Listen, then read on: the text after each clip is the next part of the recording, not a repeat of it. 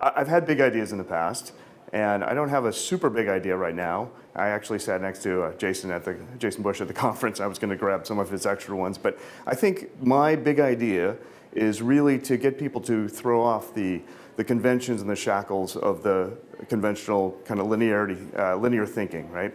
And so I'll give you some examples.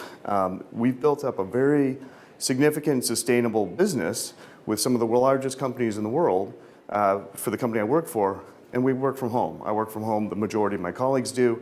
I work with people on 5 different continents, and so it's very fluid, and there's a lot of remote working. Another example would be around business models. And so a lot of the traditional business models in this space or in procurement have to do with savings.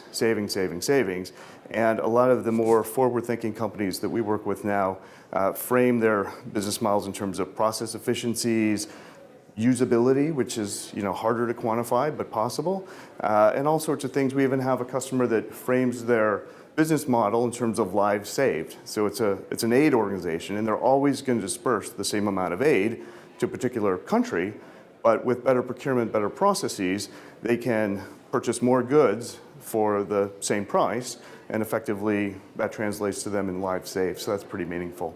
And then kind of I guess another third example for me would be in terms of thinking of the organizational structure. And so traditionally people think in terms of procurement and lines of business, and I think eliminating those barriers makes a lot more sense. So we've had an information revolution the last 20 years, and information is very available and ubiquitous, and making technology similar throughout an organization, very pervasive, very much to the masses, is something we think about. So we don't think about in terms of procurement users, we think in terms of people and employees. And I think that approaching it from that framework is a bit more enlightening.